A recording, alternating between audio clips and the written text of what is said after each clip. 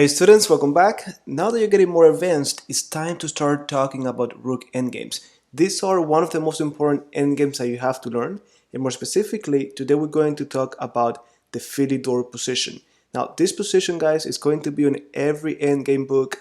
If there's something that you have to know, this is the one. Because not only this position, you can get it often, but the ideas and the technique that you're going to learn from it can be applied to many other endgames. So we're going to go over it, and I'm not just going to teach you this specific position. We're going to try to play around with it. I'm going to play myself versus an engine at the end. That way you can see that you can, if you do the right thing, you can hold this position against anyone. Now, why is it that Rook endgames are so important? Well, if I just put everything back on the board, you're going to remember that we have talked how in the opening you're supposed to control the center, develop the minor pieces, but rooks typically come out later.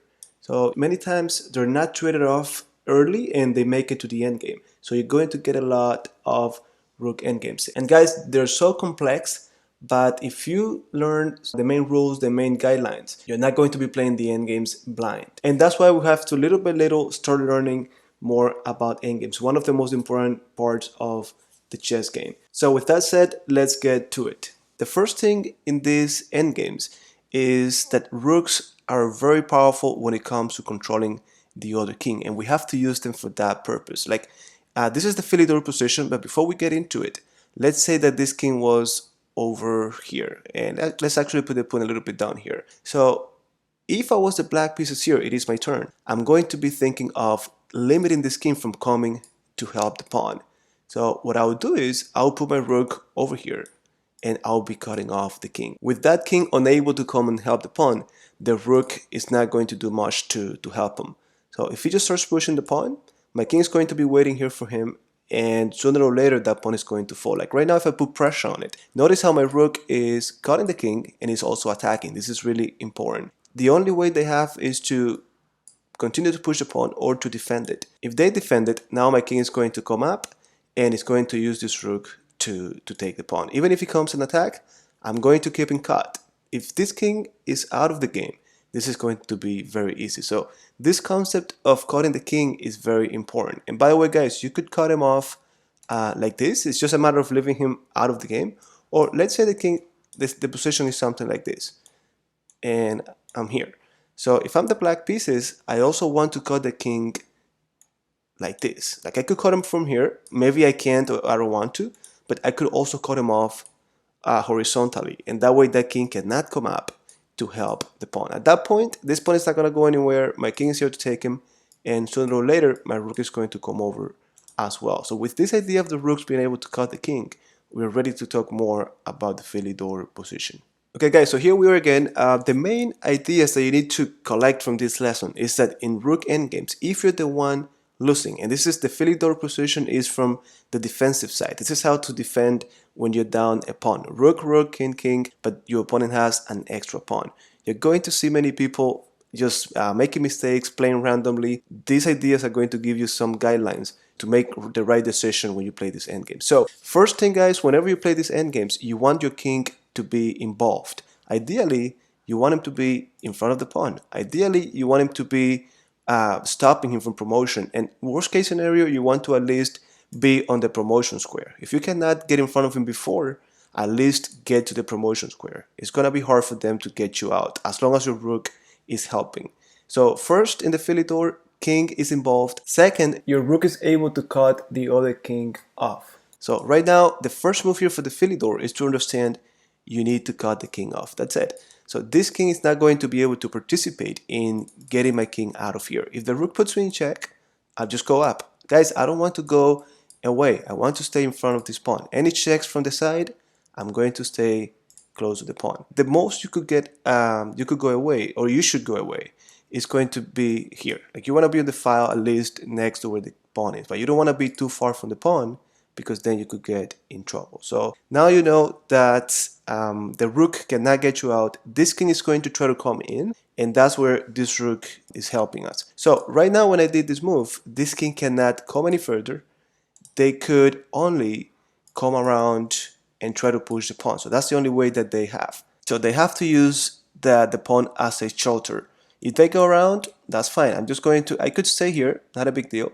Let's say they come around, and now you see they cannot enter still. So if they use the pawn, this is the only opportunity you have, guys, and this has to click in your head. We're doing this waiting for them to push the pawn because now they have no charter and we're going to attack the king from behind.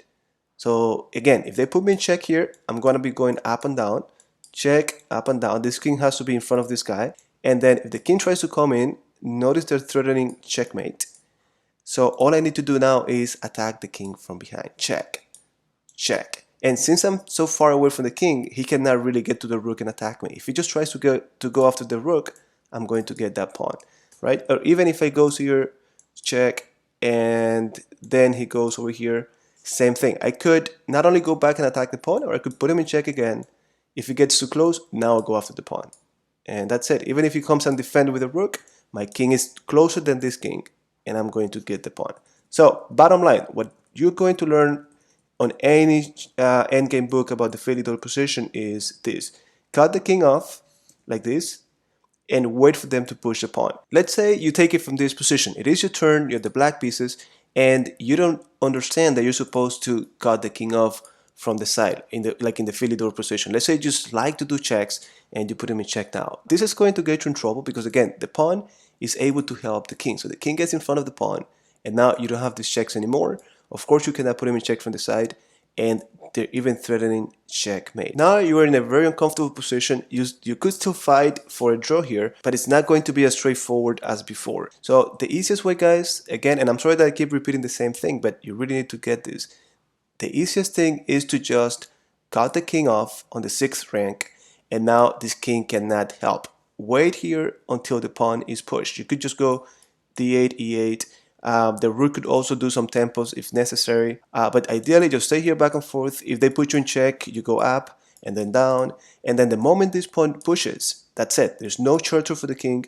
You go from behind and start doing checks. If it goes here, check. If it goes here, check, and so on. That's it. So next time you play an endgame, my king needs to get in front of the pawn, and my rook needs to cut the king off. Keep the other king away from the action. So with this done, guys, let's talk about a few other positions that we really need to go over. So here we are. Now what I'm doing is I went to lichess.org and I put this position and I'm going to play it against one of their best computers. So I'm going to hit here, continue from here, play with the computer, and I want to be the black pieces. So I'm going to choose level 8. I think this is the most difficult one. And look, they already played, they're cutting my king off. And what I'm going to do, guys, before I do anything, also, I don't want them to cut me off as well. So I'm just going to immediately go to that file where the pawn is. I don't really want to get in front of them, but I want to get on that file. And the reason why I'm showing you this is because you see that the pawn is still far away. If I just show you the Philidor position, I know you're going to have doubts afterwards. So let me just put my king here.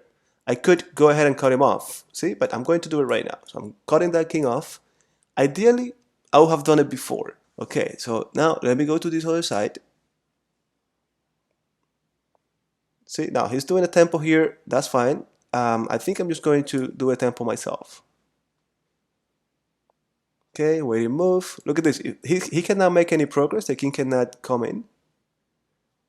If he wants to make any progress, he needs to push a pawn. Okay, he's trying to go around. That's fine. Let me just go here to show you guys. So this is Stockfish level 8. Let me just go back. See, I'm doing the two things that we're supposed to do. You're only going to get in trouble in these endgames if your king is not able to come and help, if your rook is on a very bad position. Alright, so look at this. This is another thing. When you are cutting the king off, you know that rooks work better from far away. So I don't want to be on this side because this is what we call the short side, meaning that your room doesn't have much room. If he attacks you, you don't really have much room here. So you want to stay on the other side. We have 1, 2, 3, 4 squares on this side for the rook to maneuver. So I'm just going to go now here. I could also do a tempo with the king, like just go here. See, I'm just waiting. He cannot do much other than pushing the pawn. Okay, he puts me in check. Look, this is very important. People here could freak out and just go away. And no, I'm going to stay active, stay in front of the pawn. If you maintain this position, he's not going to be able to do much. Okay, he's going to the other side. That's it. He cannot do anything else. All right, so I'm gonna go here. All right, so now he's trying to use a different method. Doesn't matter to me. And this is something that is gonna happen to you guys. When you're playing someone in a real game and they get here, they know this is a draw, but they're gonna try to confuse you. They're gonna try to go around, especially if there's time pressure. For you, you stay solid. It's the same thing. Rook cutting the king off, my king is in front. That's not going to... Okay, he pushed the pawn finally. Now I'm just going to stay here. So that's it. This one is not going to go any further. He's going to use it as shelter. But now, if you remember the Philidor, we're going to cut that king on the 6th rank. That's it. So even if you don't play this perfect, guys, look, he put me in check, I go down. That's it. Even if you don't play this perfect, you're going to be fine if you follow these principles. All right, my rook needs to stay here. Okay, he's trying to come around. Now, if he goes king here, oh no, check. Okay, I'm gonna go up. All right, so I guess I'm just going to wait. So I keep in cut, my king is in the way. Check, I'm going to stay in front of him. And yeah, let me just go here. Now, if he comes and attacks, no, he didn't. Well, let me just go to, let me go here. I was gonna say, if he came and attack, my rook could go to the other side. Now, I'm just waiting here.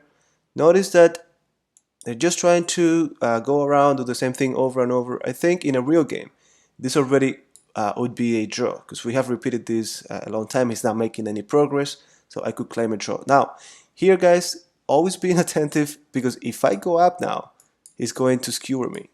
So always being attentive, paying attention to those little things because they could get you in trouble. So I'm gonna keep cutting him off. I'm just waiting for him to push a pawn, and that's going to be the end of it.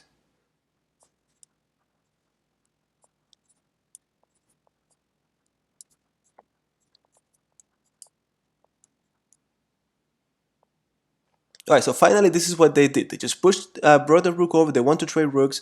I'm going to calculate. I know enough endgames. I know that if I trade, I'm going to go into a pawn endgame that is going to be a draw.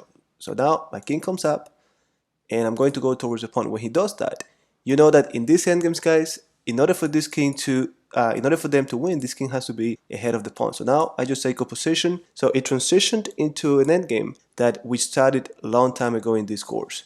If you forgot this, go back to lesson number 29, but this is already a draw. So with that said, guys, I'll see you next lesson. We have another mandatory rook endgame that we have to cover next time, but I'll see you then. If you have any questions, like always, let me know in the comments.